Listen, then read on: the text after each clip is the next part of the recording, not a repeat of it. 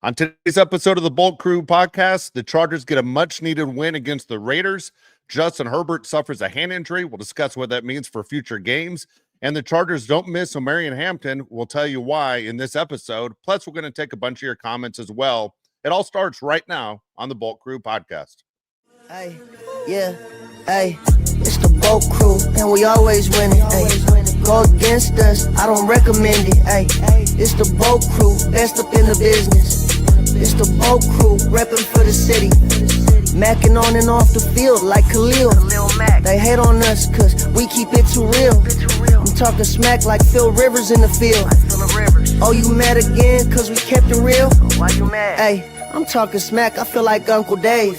Hey, I bring the pain, I feel like Derwin James. I could run and gun, I feel like Herbo down the lane. I feel like LT the way I'm stiff arming these lanes. We just wanna win, we just wanna win, yeah. Ay, we just wanna win, we just wanna win, ay.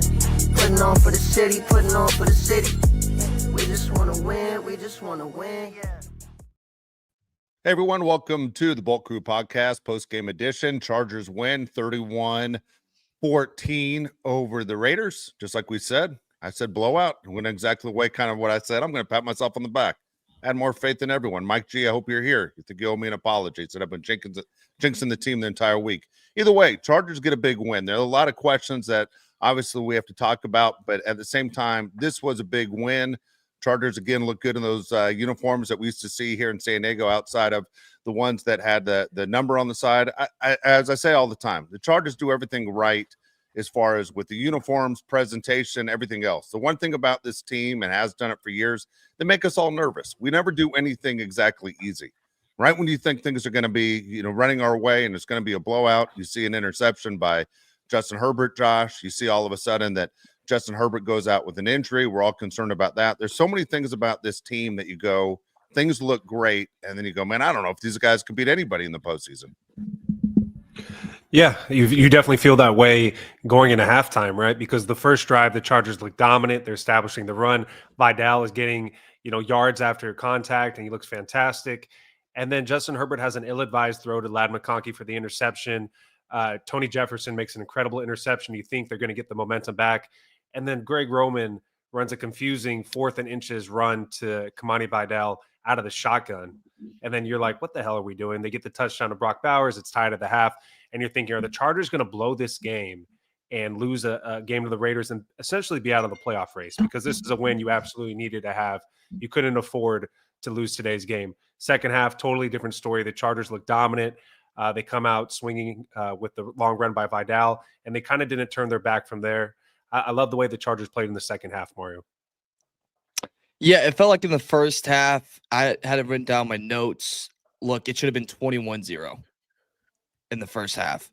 If Herbert doesn't throw that pick, that he stared at Ladd the whole damn time. Everyone in the freaking world knew he was throwing it to him and knew what type of route it was.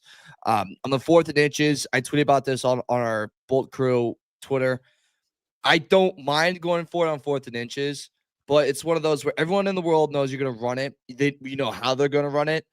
Don't be in shotgun. Put in Trey Lance. Put in Matlock, to do the tush push. Put in some big body to get it done and get the first down, and let's move on with it. They missed out on opportunities in the first half, but were able to jump back in the second and dominate this game, Dave.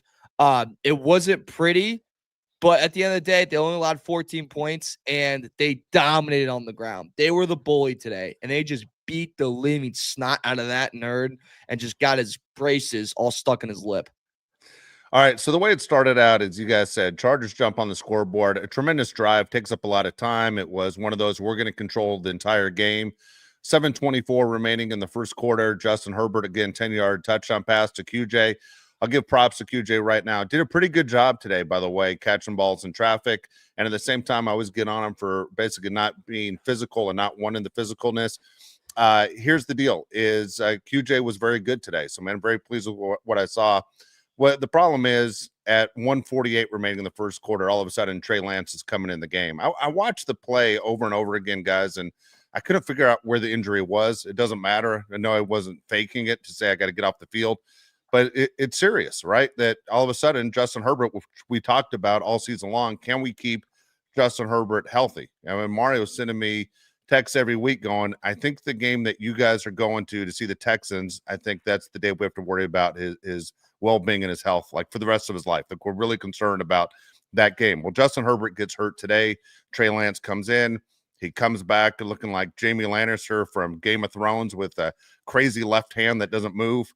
And then first play, they use him to basically test the handout.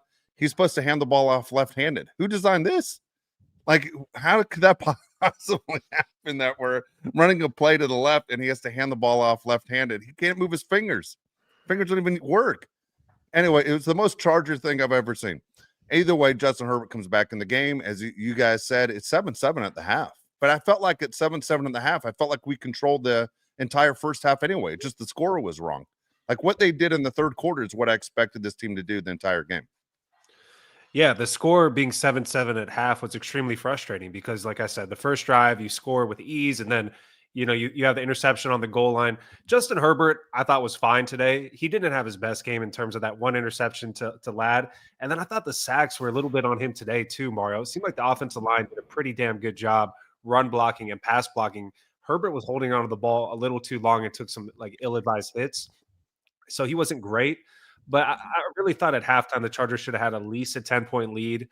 You obviously want to score on the goal line, and then on the 4th and inches when you run the stupid-ass play to Vidal, you really want to lead with points there as well. You have the best kicker in the NFL or one of the best kickers in the NFL. Just take the points in that situation. Make it a 2-score game. I understand where Harbaugh's coming from and establishing dominance, especially in the run game when you were moving the ball. But in that situation, Mara, I would have liked 3 points. Just get some points on the board.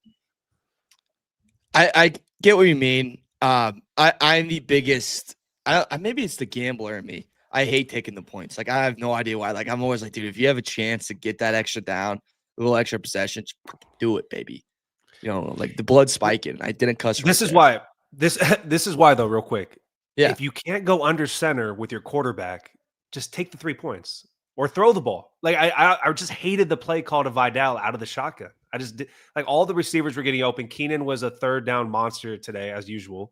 I just hated the play call, I guess. I kind of liked that they went for it, but I really hated the handoff. I do agree with you on the Keenan part where he was winning every route. And it didn't matter. Like, he was open every single time. Their secondary is not very good. Might as well go to our bread and butter. I did feel like, too, Dave, today, the game plan was we're just going to win on the ground. It didn't feel like they really cared to establish the passing game or were ready to lean on it. It seemed like, hey, we feel as if we can rock them in the trenches. So we're going to rock them in the trenches, keep our QB upright, and get ready for Philly. We're probably going to throw the ball a lot. Yeah, and I think the game you saw today is maybe one of the last games you can see like that, right? Where you can control everything. You can control the clock. You can control everything. I think the Chargers knew exactly. I mean, the game plan was great. Straight out, it was great. It was as you said, Mark, at the beginning, it could have easily been 21-0 right at the beginning of the game. The fact they win by 17, they could have won by 30. But the way it was set up against this Raider team, you basically know what they're capable of doing. You know what you're capable of doing. The Raiders are god-awful terrible. And we said that before the game. We said it all week long. There are a couple teams in this league right now, when they show up on the schedule and you go, man, am I going to spend any time watching that? Like, if it wasn't the Chargers playing the Raiders, you aren't spending any time watching the Raiders. No one's spending time seeking out a Titans game unless you're a Titans fan or the team they're facing. Like, there's some really bad teams in this league right now that you have no interest in watching. The Raiders are one of them. A complete mess. I've never seen a team that points the finger at each other as much as they do on the field. Like, what happened to closed doors? Hey, whatever happens, we'll keep it inside the family. There's no family over there, which is amazing that they have messed this thing up so many times. It has worked out perfect for the Chargers. The Chargers are now 4-0 inside the division. That is huge. That's big. I mean, that right now that they're taking care of business inside the division. We all know they have games coming up against the Chiefs and the Broncos that we have to worry about. But again, as we said before, if somebody told you as a Charger fan this team would go 4-2 inside the division, let's say they lose the next two, you would take 4-2 inside the division. But here they are. They're taking care of business. There's a very good chance they can knock up the Chiefs. They can take care of business with the Broncos. You never know. There's not a team on the schedule left where I sit there and go, the Chargers don't have a chance. I'm just saying it's going to be a game. Today, I didn't think it was going to be a game, and it wasn't a game. Every game's winnable. At this Yes. point in time, the Eagles are the most beatable they've been in a long time. The Chiefs game is extremely winnable, and Arrowhead's not going to be easy by any means, but that's going to be a winnable game. Honestly, Mario, the hardest game left on the schedule is probably going to be going to Denver, right? They're one of the best teams in the league, but Houston is going to be an extremely tough game. They are getting after the quarterback, and they're playing great right now. We'll cross that bridge when we get there. Talking about today's game, I said earlier in a past show, when your best players play like your best players, good things happen. Today, your best players played like your best players, especially on defense. I thought Thule was phenomenal. Thule is playing at an all-pro level this year, and he was great from the get-go today. Thule ended up, he had 2 sacks, 7 tackles overall, second on the team. He had 4 tackles for loss, a pass deflection, 2 quarterback hits. To me, he was the MVP of the game. If I had to give a game ball, I would give it to Thule. Is that how you saw it as well, Mario? That was the other name I had written down. I thought Tui played out of his mind today. Not only the pressures, but I thought the tackles for loss was massive. On the 4th and 1, where he gets Genty, I mean, that was just a huge play. And that's not something that we'd have seen last year or the year before that. It's an extra leap that he has taken that has been monstrous. And, you know, Mac had a great game. Mac with the revenge game for the Raiders, I think, is just never going to end. It doesn't matter who's on that sideline. He's always going to want to take their freaking heads off. And, you know, that's something we talked about before this game, Dave, is look, this Raiders front's not good, and we can take advantage of that. And I think the Chargers did that to the highest level that they could, and putting pressure on Geno Smith over and over and over again. And I thought that was great. The other guy I want to give a shout out to that played awesome today was Vidal. And I think what he did really well today, Dave, was when the hole wasn't there, cutting outside and getting the yards. Cutting outside and getting extra 2, extra 3. Just his vision was very, very, very, very good. And I think it really helped the offense get going, because without him today, holy hell would we suck. No, he was everything. I mean, he set the tone for this Charger team. As Josh likes to tell me, he ran like he had his ears pinned back. And he did. By the way, it's Josh's least favorite thing that an announcer can say. But he was ridiculous because everybody knew that Hampton wasn't going to go. And because Hampton wasn't going to go, did that change what you prepared for when facing the Chargers? And maybe it was the strategy by the Chargers to hold back on Hampton, because we heard for the longest time Hampton was going to play, and then all of a sudden Hampton's not playing a few days ago. So if you're the Raiders, did you put a whole plan in going, we got to worry about, number 8? And all of a sudden you go, well, he's out, so they're going to try and go and beat us through there. But that's not exactly what they did. They established the run, which is obviously what Greg Roman would prefer to do every single weekend. But man, good for the Chargers and good for Vidal, man. He was big time. I mean, you talk about in that locker room when you're handing out game balls, man, he's the first one to get one today. Yeah, I mean, I love passing the ball as much as anybody, but if you can establish the run, you should just keep running the ball. You're less likely to turn the ball over. The offensive line loves run blocking more than pass blocking. And you got to give a big shout out, Mario, to the offensive lineman. We've ragged on them the entire season. They have done better in run blocking than pass blocking the entire season.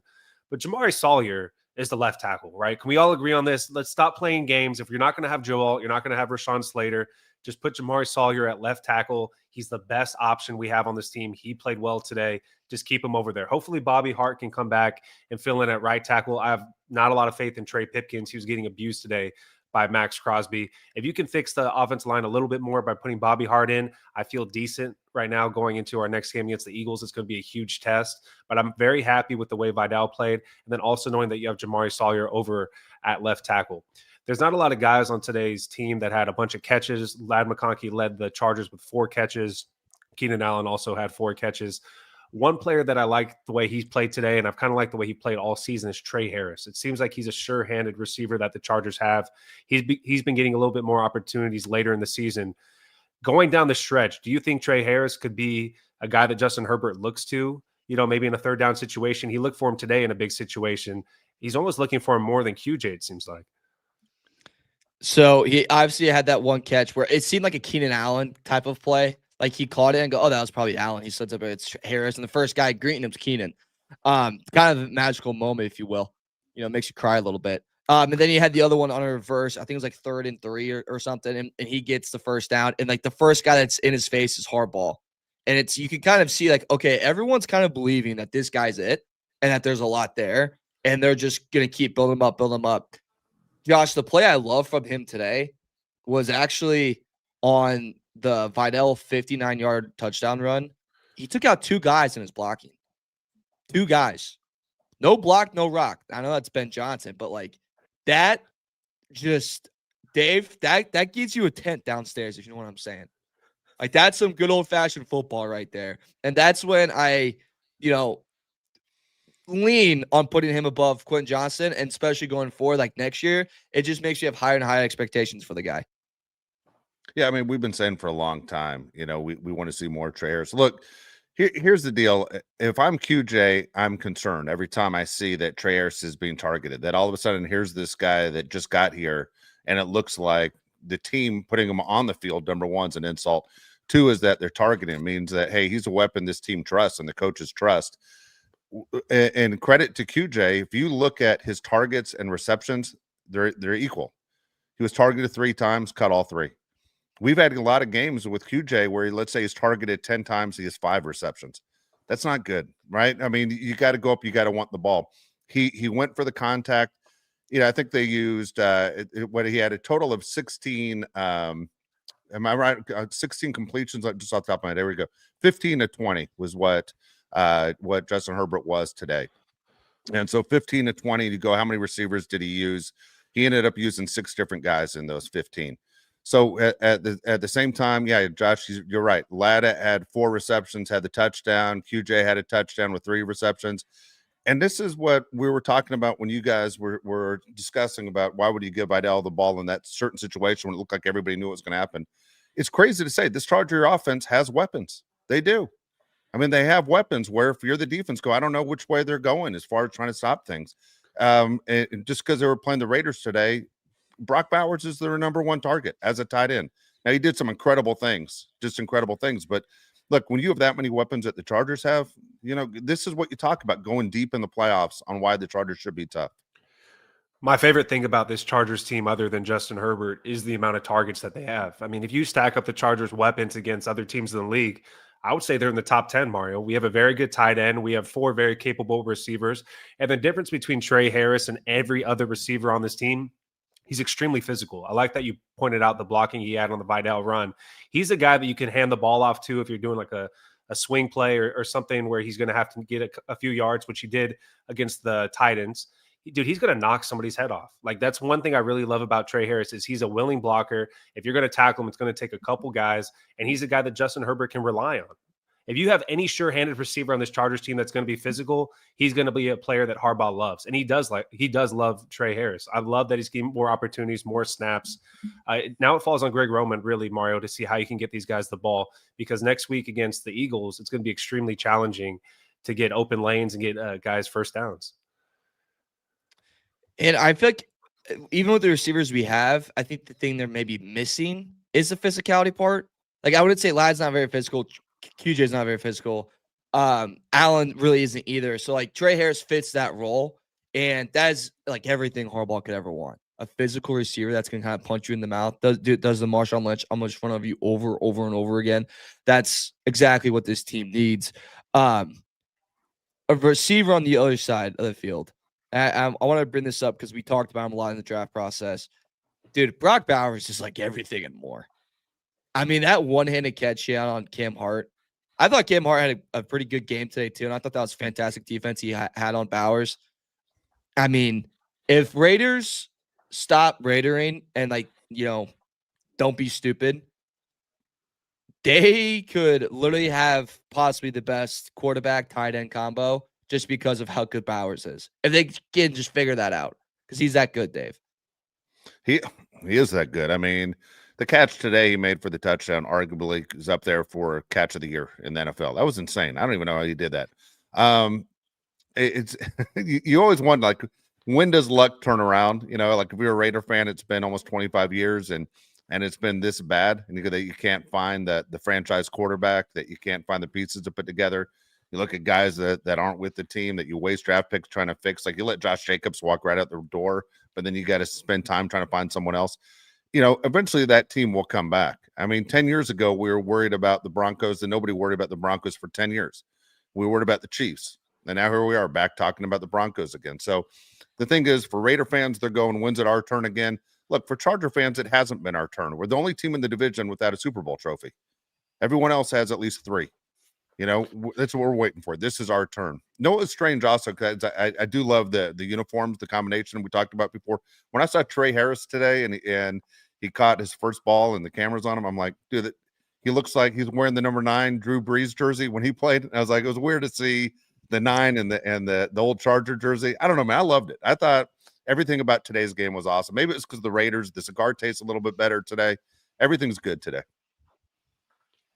I love the uniform combination. I wish the Chargers would wear the navies more often. And to talk about Brock Bowers, I would be upset that he's not a Charger, even though we have Joe Alt. But since we have Arondé Gatson, it's not something I really worry about or think about much anymore. But I still think he's right there as the best tight end in the league. Him and McBride, I think, are on a different level than everyone else. But that team's so damn bad, Mario. It doesn't even matter, right? If you have no quarterback, you don't have anything. Whatever. He's a Raider. I don't feel bad for him at all. We have a few comments here. Do you want to get to these? You want to point out a couple things about the game? One more thing about this game that I want to say is how they started in this against the Raiders and the mental mistakes. You cannot do that to finish out the year. If they did this against the Eagles, they lose. If they do this against the Texans, they lose. Cowboys, they lose. Broncos, they lose. Chiefs, they lose. I don't think you can start off this slow. I don't think you make that mental mistakes. If you don't capitalize on red zone opportunities against everyone we have left on this schedule, then you can just absolutely say it's early vacation time. Because I don't know if they win this game, if it's anyone but Las Vegas. Sorry to be negative, Nancy. Kind of ruining the day. I know. All right. Sorry. As soon as I said it, I felt bad. I felt like, It's true though. yeah. I got what You're you're right. saying. There are a lot of LFGs in here. People are ready to go through the wall. Now everyone's kind of like, hey, I don't think I'm ready to run. Well, just want to be realistic here, like my poppy would do to me after watching basketball games. Like, your shot looked good, but let me be honest with you. Could dove on the floor a couple times. You're like, okay. Thank you. Yeah, like there's a lot of little things, right, in the first half, especially where you're like, what the hell are we doing? Like the Darius Davis, you can't hear what's going on in the field, but it seemed like he didn't say anything on the punt that hits St. Juice in the chest. You're like, dude, you can't. You're just lucky we got the ball back. You can't do that. Like, what do you yell? Peter, Peter, Peter, and everybody runs out of the way, which is always a weird thing. I don't know why it's Peter, but yeah, dude, Josh, I wanted to text you that so badly today. And I had it written down. I just forgot to send it. Why is it Peter? I forget. Someone told me why, and I forgot. I don't know. I have no idea. It's coast to coast, though. That's crazy because it was everywhere I went. It was Peter. Yeah, I don't know. Darius Davis doesn't know either because he didn't do it. Yeah, no one liked Peter. All right. Someone wrote in the comment very beginning of the show. I just want to mention it because they said, please talk about it. Trey Lance, what was your feeling when you saw Trey Lance was coming in? Were you doing the oh no before Trey Lance is coming in, or were you doing the oh no, Justin Herbert's really hurt? Oh no, Justin Herbert's really hurt. I don't know what anybody expects out of Trey Lance. Like, do people think Trey Lance is going to be amazing? I didn't think he fumbles a snap. That's bad. He throws a nice pass. That's good. As a backup quarterback, I don't know what your expectations are. For a guy that hasn't played all year, for him to even get a few first downs, if he's able to do that, you should be happy. But he's better than thinking about Justin Herbert. The Vikes, that's for sure. That's about it. I mean, you can't depend on your backup quarterback to take you to the playoffs and do well. There's no team in the league where your starting quarterback gets hurt and the fans are like, okay, let's see what the backup has. This is going to be great. I'm excited. Yeah. Unless your team's like 0-16, you have a rookie that they just won't play. And you're like, okay, well, let's see what happens. Yeah. Shadur Sanders was the only backup where the team's like, okay, let's actually see this. Every other team, you're like, no, it's going to be terrible. I better than Chase Daniel, by the way. When Chase Daniel came in for Justin Herbert, he looked like he didn't even know the plays. Better than that. I just thought we'd run the ball. I was like, Vidal's going to have 30 carries tonight. That was my first thought. I was like, we're just going to run it and just drain the clock and go home. Like after he came in, after Trey Lance came in in the second. Yeah, like as soon as he came in, I was like, oh, so we're just going to run the ball the whole time, act like we're, it's the 1940s again, and only one quarterback can throw the football. I formation, let's go. That's what I was expecting. Yeah. All right, here we go. Cameron Teague 999 says, Proud to see how we played in the second half. Jim didn't do us any favors with that dumb fourth down call off of a turnover. Just take the points next time, especially when our quarterback's hand is effed up. Yeah. So we talked about this earlier with the 4th and inches play to Vidal out of the shotgun. That would have been the last thing I would have done in that situation. I would have thrown it to Keenan first, thrown it to Ladd first, throw it to anybody, or just like you said, put Trey Lance under center and then push it with Matlock and Fisk and all the big guys we have in there. But to hand it off to Vidal when you know they're going to be bringing the house, it didn't really make any sense to me.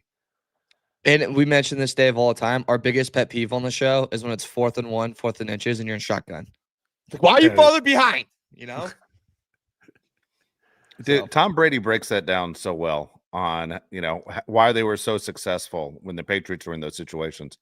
Number one, he never understood if you're the quarterback, the play is either you're going straight forward or the handoff is just direct this way. You know what I mean? One way or another. It's not the quarterback spin to give the linebackers chances, a little bit more time to get up.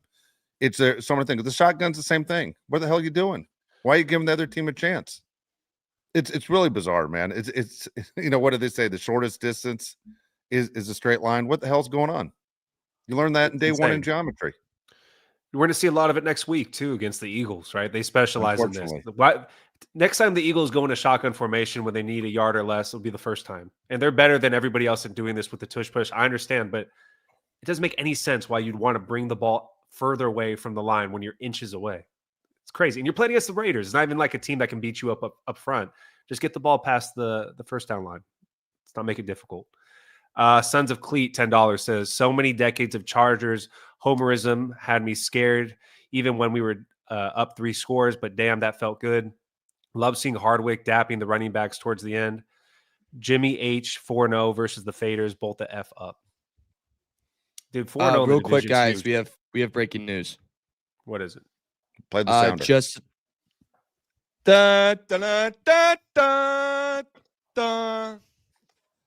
Chargers. Justin Herbert broke a bone in his left hand and will have surgery tomorrow. It is unclear right now if he will miss time as they have a little bit longer rest against Monday Night Football against the Eagles. Ew. I don't think he'll miss time. Yeah, it's the left hand. Yeah. Cast it up, dude. Come on, get your ass out there. Look, I'm sorry. You got to get your ass out there. Like, we got to get in the playoffs here. We need as many wins as we can get. Let's go. It sounds callous to say that, but I'm going to say what every other Charger fan's thinking. It's your left hand. Get out there. He's playing. He's going to play. Yeah. He's a tough mother effer. Yeah. I mean, come on. Let's go. I can make a bunch of jokes right now, but I'm not. I was thinking the same thing. Never used my left, if you know what I mean, though. That was not where I was going, but okay. Oh. Okay. You think he's concerned about that? He doesn't have to do that anymore. He's taking care of. I don't know. Going more towards the relationship Madison Beer thing, but we'll stop right there. That's what I'm talking about. Yeah, you still gotta. All right. Take care of your demons. Right. You know what I mean? People driving out of SoFi right now with their kids in the car. That's true. Anyways, going back to Sons of Cleat's comment, 4-0 in the division. Chargers have been owning the Raiders. When you play a team like the Raiders that are bad and you struggle at the beginning, but then you look great in the second half, do you say a win is a win, or do you say, hey, I wish they would play a little bit better against a bad team from the start to the finish?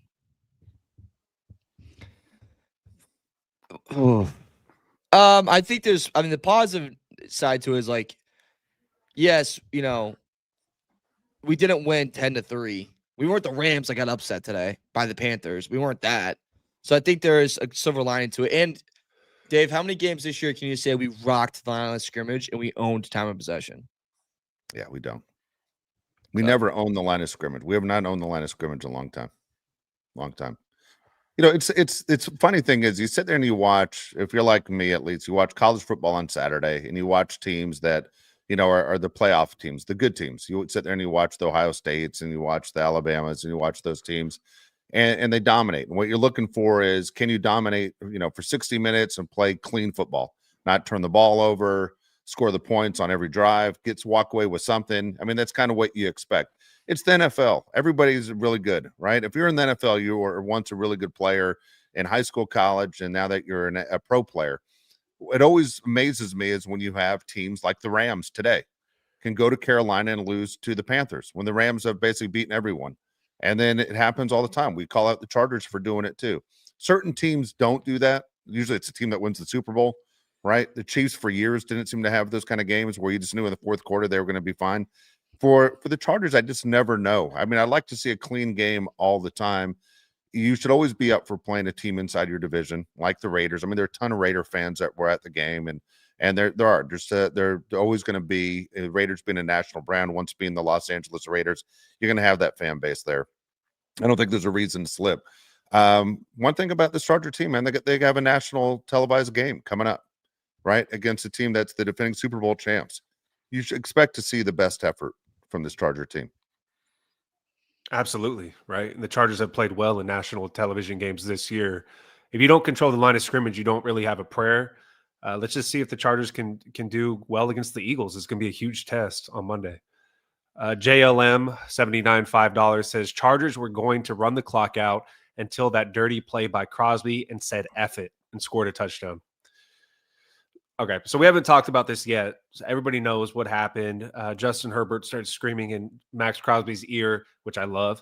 And then Max Crosby pushes him. He flops, falls on the ground. It was great. Smart by Justin Herbert. It was kind of like the situation when the Chargers played the Jaguars with Phillip Rivers and Yannick Ngakoue, where he starts yelling at him after the long touchdown run. You're really antagonizing the other team. Max Crosby was dumb enough to fall for it and push him. Is there anything you saw that was – I didn't think it was even that dirty by Crosby. I thought he just lost his cool. A dirty is like taking out somebody's knees. I thought that was just more dumb than anything by Max Crosby. I loved every single second of it. Are you kidding me? That's like porn to me. That stuff where you scream in somebody's face, you get the penalty. That's amazing. The thing I look for, Dave, right away is what guys ran to defend Herbert. That's what I look at. Is that guy hit your QB? All right, who's ready to throw? Okay. Well, that goes into the next comment right here from Blaze Gaspari, $49.99. Thank you, Blaze. Super nice. He Love says he said weak stuff that none of our offensive linemen went after Crosby when he pushed Herbert. Becton's useless ass couldn't even do that. Loser. There guys stuck up for him. Derwin James stuck up for him. Like there's guys that did it, but yeah, I do kind of agree that I don't know. Maybe I'm thinking too much into it, Dave. I think it shows the type of team that you have, and it shows the type of locker room that you have when your QB gets hit late or whatever, and all linemen are on that guy in a second. Josh, those Bama teams you're on, how fast would those guys be on someone's ass if Hurts or Tua got late hit? Dude, every NFL team, it should be like that. Every football team should be like that, whether it's college or high school. You got to stick up for your teammates, especially your quarterback. I don't care if you're a good team or a bad team. They watch the film. I mean, these guys are going to go back and look and say, hey, which guys were in there to help Justin Herbert? Which guys kind of just walked away? The best thing that Bozeman has ever done as a Charger is when he got up in the guy's face against the Falcons, right? That was our favorite moment from Bozeman ever. If none of the linemen really did anything, because I didn't see the angle of all the offensive linemen, it would be very disappointing for me. In all honesty, do you think he was hit that hard or D-flop? It's not the point. My point being is you got to at least get up in Max Crosby's face or act like you're going to do something. Let's say you saw him actually, something that you go, man, that he could have blown out his knee or could have, you know what I'm saying? That kind of deal. I don't even know what to say. I mean, I don't know what Jim Harbaugh does on this. We've seen coaches that are very successful that say anything but a penalty. I don't care what happens. Someone literally can come up and talk about your mother. You better not do a damn thing that hurts this football team.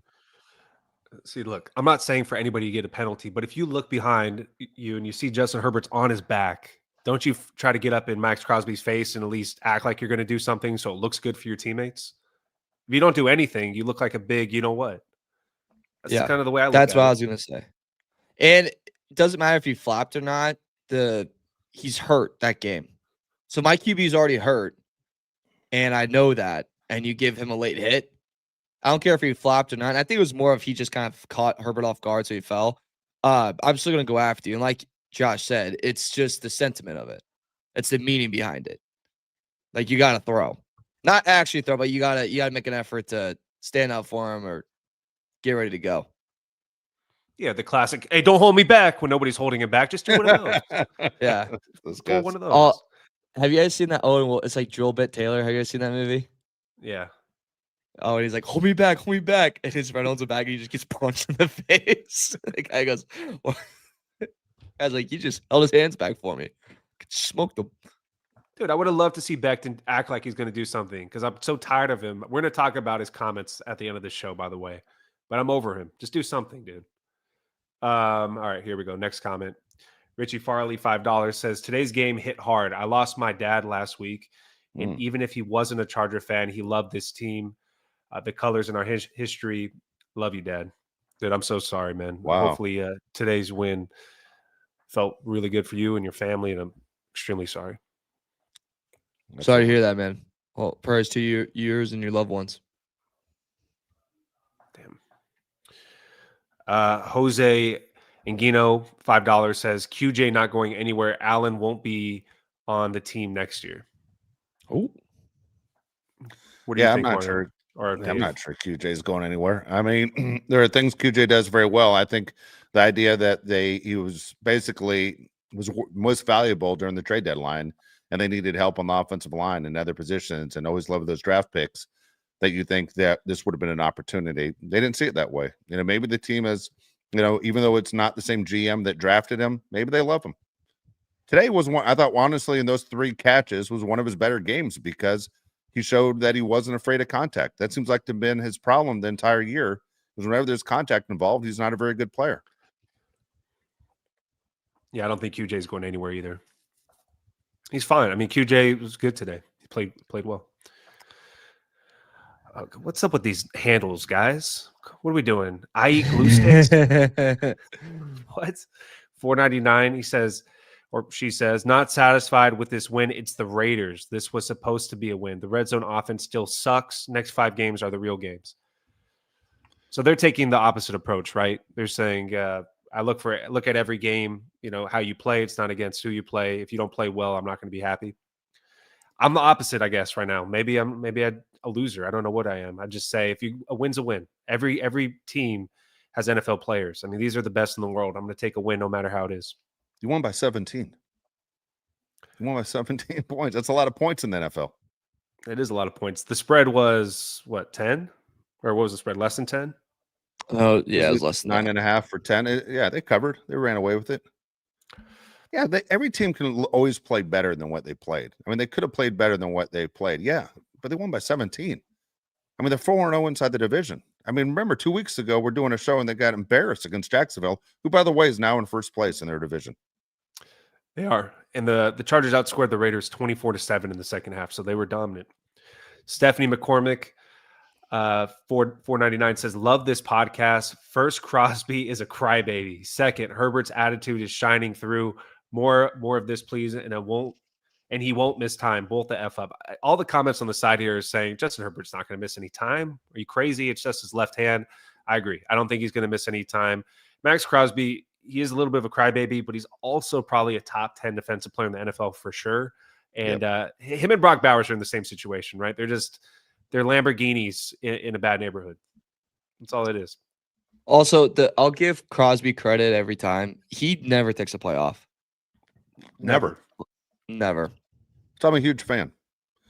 Honestly, I'm a huge fan of the way he plays. His motor is ridiculous. There's certain guys that you just go, I don't know how they do it. It's straight out. Let me throw this at you, Mark, because I'm going to forget. Just the way my brain works, I'll forget. I threw this at Josh today during the game. Let's say Steelers, they fire Mike Tomlin at the end of this year. You're hearing a bunch of rumors that this is Tomlin's last year with the Steelers. If you're the Raiders, would you hire him? Yeah.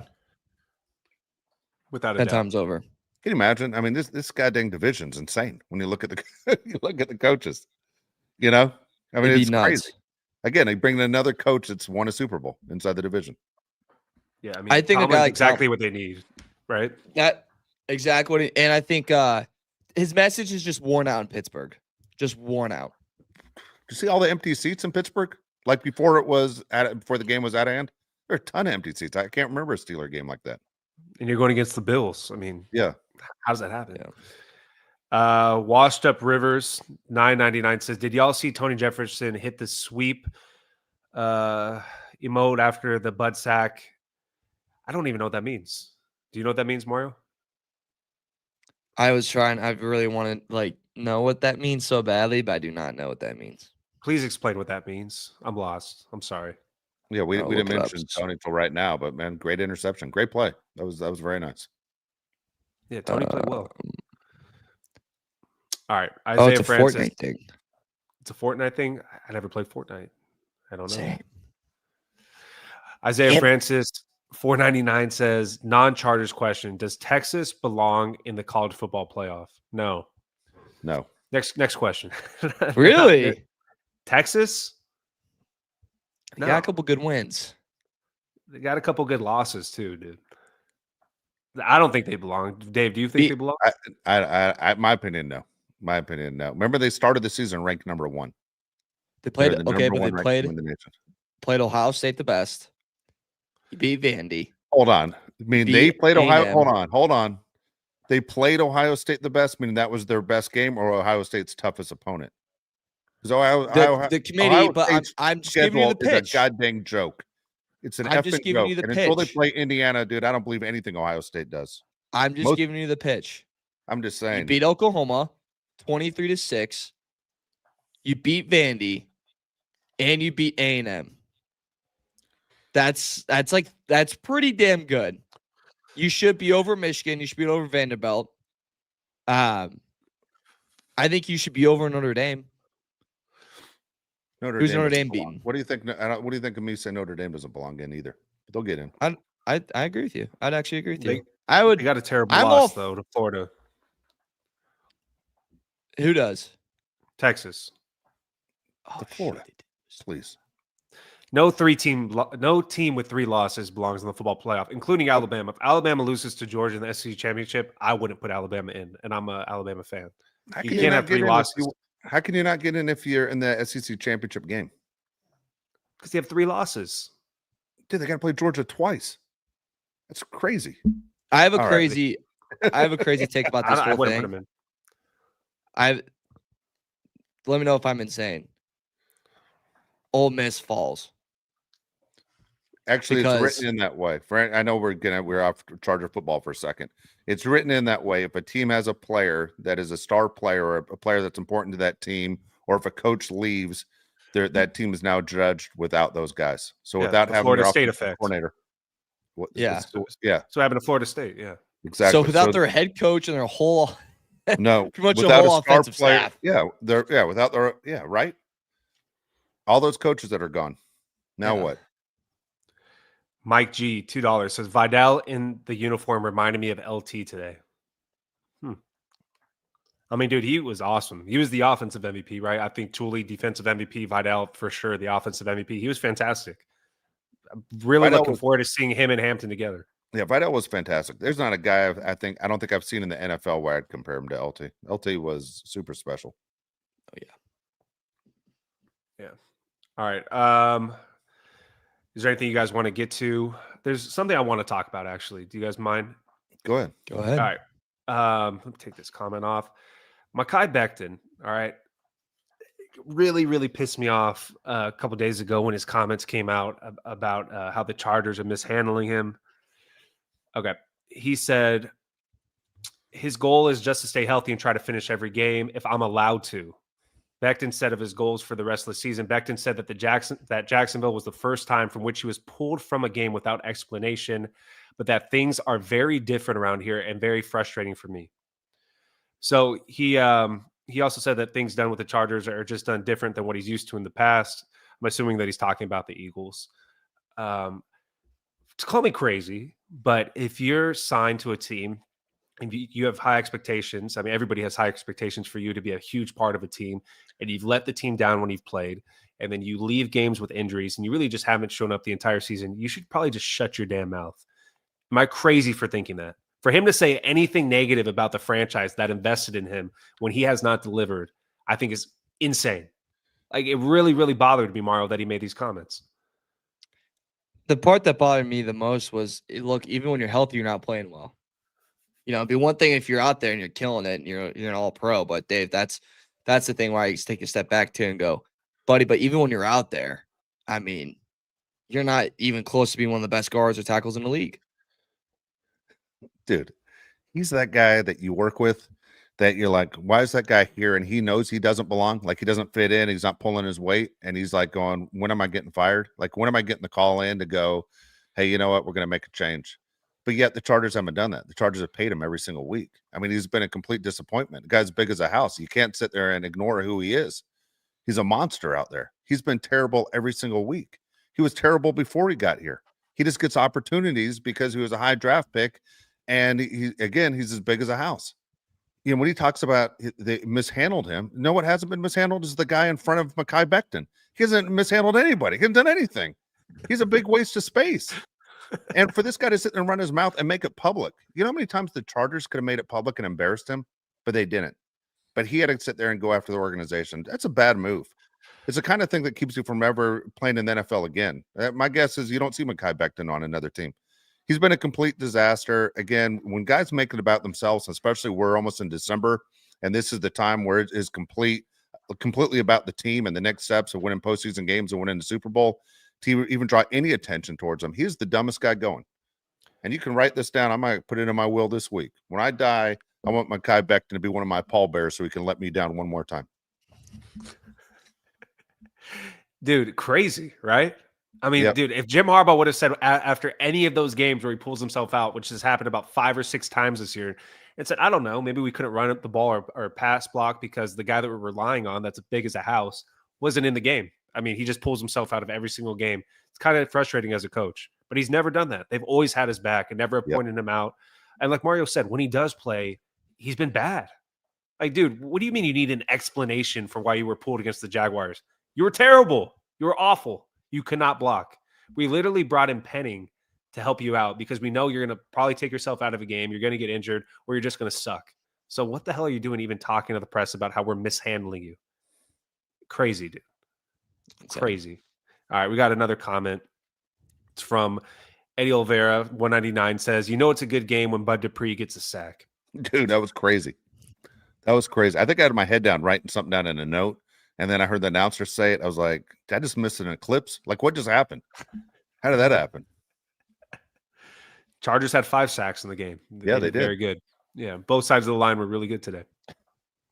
I thought you were goofing on the Raiders when you said that, but I realized what you're saying. Gotcha.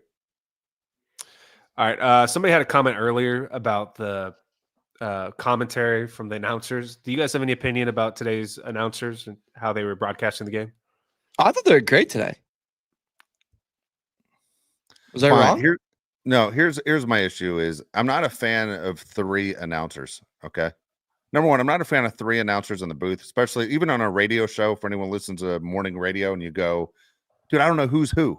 Like you have to have 2 guys and a girl or 2 girls and a guy. You can't have 3 guys. It gets confusing. So when they showed the booth and there was a camera and there are 3 guys standing there, like, holy crap, there are 3 guys here the whole time. Like you didn't even realize it. And by the way, the sideline reporter who was there to get information, sideline AJ reporters, Ross. hardly ever get anything. I mean, maybe we want to hear about an injury, like the Justin Herbert thing. It was important that we understood why Justin Herbert went out, and we didn't know he had the busted finger or broken hand or whatever the hell it is, whatever he's having surgery for. But it's important. Here's the deal: public relations staff on the Chargers sends that to the announcers anyway. You don't need that sideline reporter. The person that did the interview with Jim Harbaugh about what to expect in the second half. Don't ever go to Jim. No one gives less information about his team than Jim Harbaugh. Do you remember when Michigan played Alabama in the semifinal game? And Jim had nothing. I mean, it was like it was all about Jim. Are you going to the pros? Jim, are you going to the pros? He completely went nuts. He had it in his mind that he was going to direct it a different way. Jim's never going to give you a damn thing. Biggest waste of time. Dude, Charles Davis leads the league in sexual phrases during the game, right? Yeah, he does. Like, dude, it's insane how many sexual phrases he does during the game. Gaping holes. Finish him off. Finish him off. He's going to ride him to the end zone. I'm like, Jesus, dude. Like, let's calm it down here. Dude, no, he loves to say penetration. Dude, penetration's his favorite word. Like, he's using that on Scrabble every chance he gets. Yeah. There's he got fired for doing traffic reports. Yeah, remember when he did traffic reports and he would talk about penetration? They're like, "What are you doing, Charles? Go do football. Get out of here."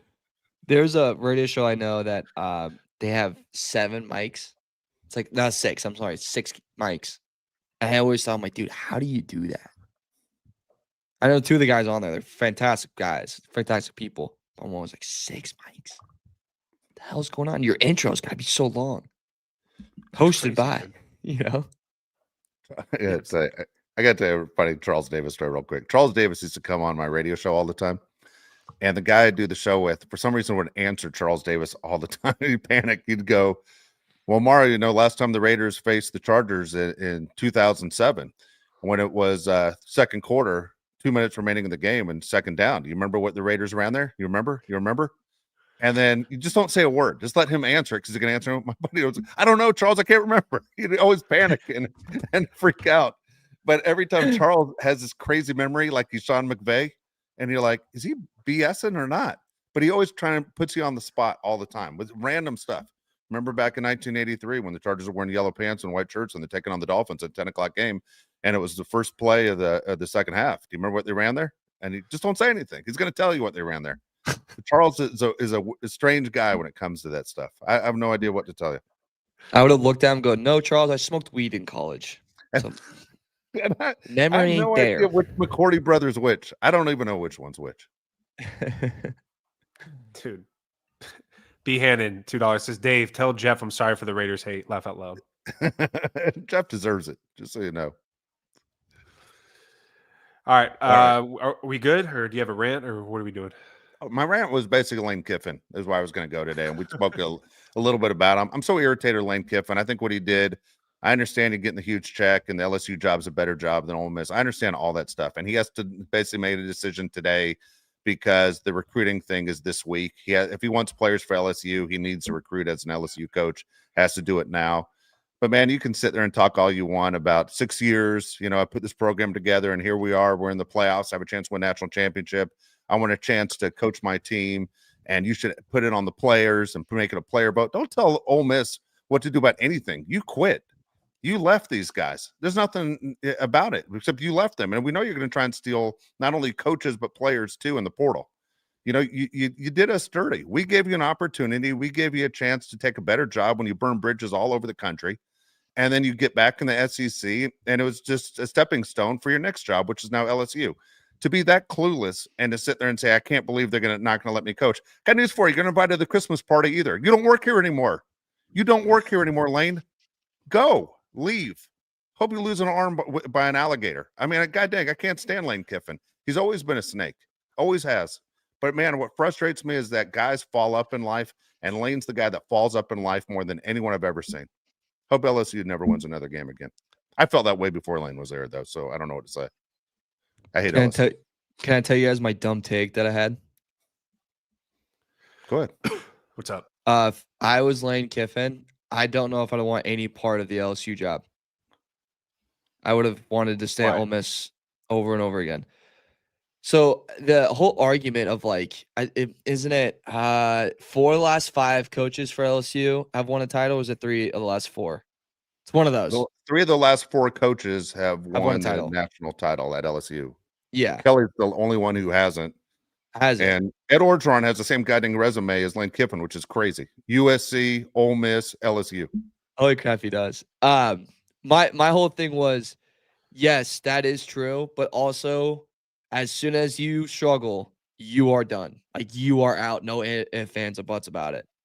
I think at Ole Miss, if he would have finished out this year, and let's say they would have gone on a little bit of a run, which maybe they could have. They make it to the title. They make it to the Final Four. There's a statue of you in front of Ole Miss Stadium. You are a god in Mississippi. You are building something so beyond special there. Why not just keep going versus going to a spot where, yes, maybe a title is likely, but at the same time, you could win one and a year later be out very, very quickly. I don't know if I would want to be a part of that. When I'm already building something really special in Ole Miss, I already have good backing. It's already stable. That's just something I just didn't really get right away. And you're still in the SEC. You're still in the best conference. Your NIL could keep going up and up. I just don't know if that was a must move for his career. It wasn't a must move. Come on. So everything's follow the money when it's a decision by that. It's always follow the money. I mean, look at LSU, how much money they paid to Ed Orgeron and Kelly to leave. Almost $100 million combined. And I mean, Michigan State fires their coach today. He gets $30 million. I mean, it's insane. crazy. These are state schools. If anyone knows, those are your taxes. Your taxes pay those guys out. Not Stanford. It's not some private school where the fund comes from there. Those are your taxes. Louisiana's broke ass state as it is. And their governor was more worried about the freaking head coaching thing than anything else in politics. Dude, the governor fired the athletic director. Whole country's Yeah. jacked up. Whole state's jacked up. That's why I love America, damn it. That's why we're number one. Dude, all right, here, I'm gonna throw a crazy fact at you. All right, fun Okay. fact. This one's not Fun fun fact. at all. Okay, I'm going completely on a different tangent here. Do you know Louisiana is the only state where on the books slavery is still legal? How crazy is that, Really? dude? The Civil War was 200 years ago. What are we doing?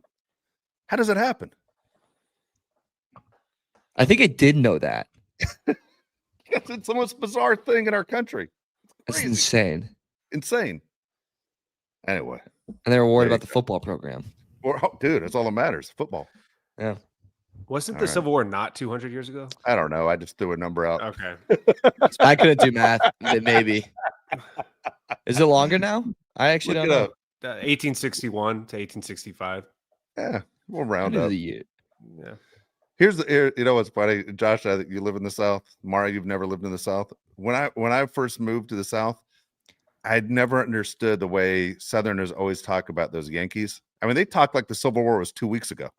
It's crazy, man. You know, it's crazy. I was like the baseball team. No, yeah, no joke. It's nuts. Have you guys seen the show Landman? No, I have not. Okay, so basically, it takes place in Texas, and the guy's daughter in it, like, is very verbal. Not very, yeah, I guess verbal is the right word. Very graphic of telling her dad how she sleeps with the QB of the football team. Oh yeah, And just like- I've seen the clip. Yeah, yeah. And I'll never forget my dad's like, that's how they talk in the South. And I go, no chance. I was like, Dad, no chance that happens. Yeah, they do call their moms and dad, mommy and daddy, but they do not say that. And it's like, telling you right now. It's easy there, Kokomo, Indiana. You haven't left the cornfield stay in a while. Gosh. All right. Alrighty. Good show. We'll get all right. Mara, you gonna let the audience know if you got a heater yet in that apartment in Chicago? I see the weather; it's pretty freezing. Dude, so I did get a heater finally. That's checkmate on that. Good. That was good. But dude, I came back. I was gone from like 6 to like 2 a.m. last night because we had like a work event. By the way, terrible night to have a work event. Everywhere was empty. Like no one was out because of the snow. It's like that was just kind of very funny. But I came back to my apartment and I had to drop one. And I've never been more cold doing that in my life. Like it like hurt. Like I was like, I am so cold because I didn't turn the heater on yet. It's like, so yeah. I don't know why I told that one, but like it was. I've never stood in the moment. I've never sitting there just be like, this is the coldest I've ever felt in my life. All right. So we're back on Tuesday, correct? Yeah. Okay, Big time. we're back on Tuesday. All right. We'll talk about the AFC West. We'll look at the playoff picture, and we'll find out about Justin Herbert's hand. Make sure everything's okay. Hope it's not a deal breaker for Madison Beer. But we'll be back in 2 days, 1 o'clock Pacific time. Again, from Mario Heron, Josh Palais, I'm Dave Palais. Please ask questions on YouTube if you have anything that you want to get across. We'll answer all your questions right there.